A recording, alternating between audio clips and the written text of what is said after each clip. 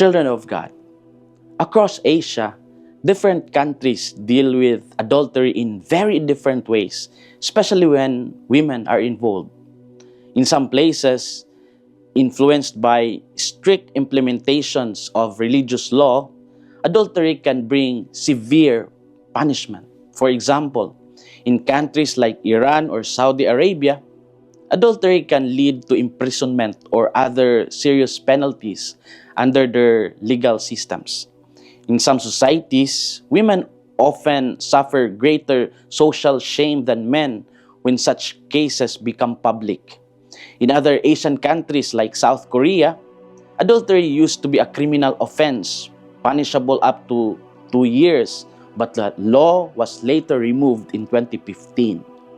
In India, adultery was once punishable under criminal law up to 5 years in prison, but the Supreme Court decriminalized it in 2018.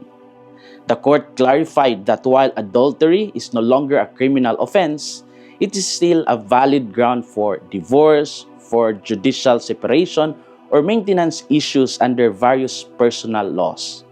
But here is an exemption. While adultery has been decriminalized for the general public, it remains a punishable offense for members of the armed forces, as confirmed by a 2023 Supreme Court ruling. That is in India. Laws changed over time as societies reconsidered justice and personal dignity. In the Philippines, adultery remains a crime under the revised penal code, and a married woman who commits adultery can face legal consequences. Yet, Filipino culture also values compassion and family reconciliation. In many communities, people try to restore relationships rather than destroy them. These realities remind us that questions of justice and mercy continue to challenge societies today. In the gospel story of John, the religious leaders brought a woman caught in adultery to Jesus. They placed her in the middle of the crowd and asked Jesus, "What should be done?" According to the law of Moses, such a woman deserved to be stoned. But their real intention was to trap Jesus. Instead of answering immediately, Jesus bent down and wrote on the ground with his finger.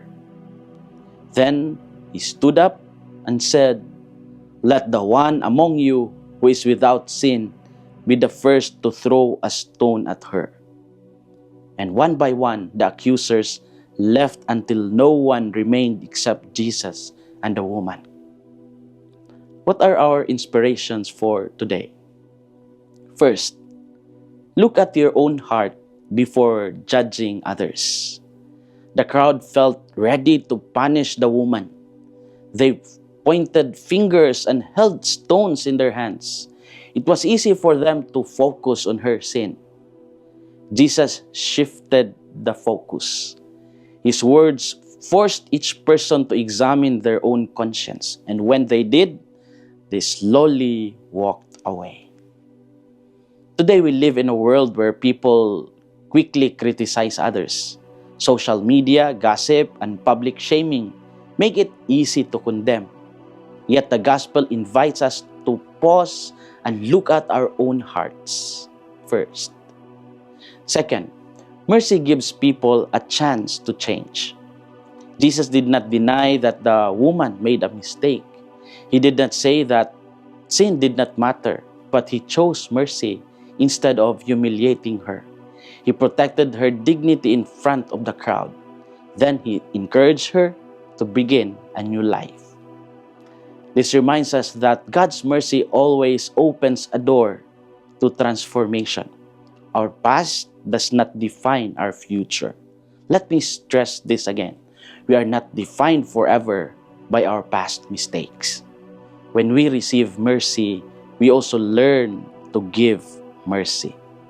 As we reflect today, we ask ourselves, do I easily judge others without looking at my own weaknesses?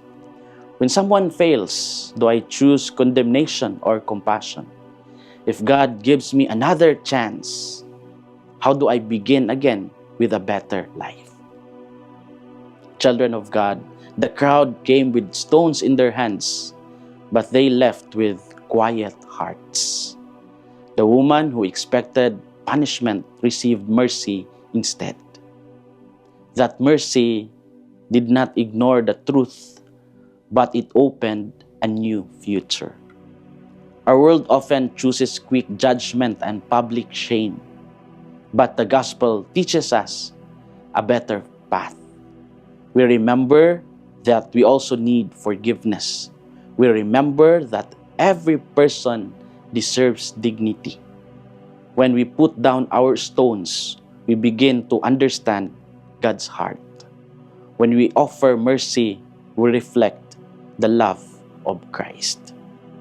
This is Father Filmar, SVD, your Good News caster from Radio Veritas Asia, the voice of Asian Christianity.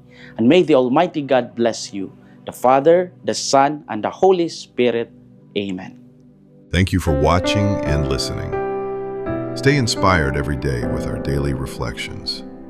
Be part of our growing online community of faith and inspiration. Don't miss a single reflection. Follow us on our social media platforms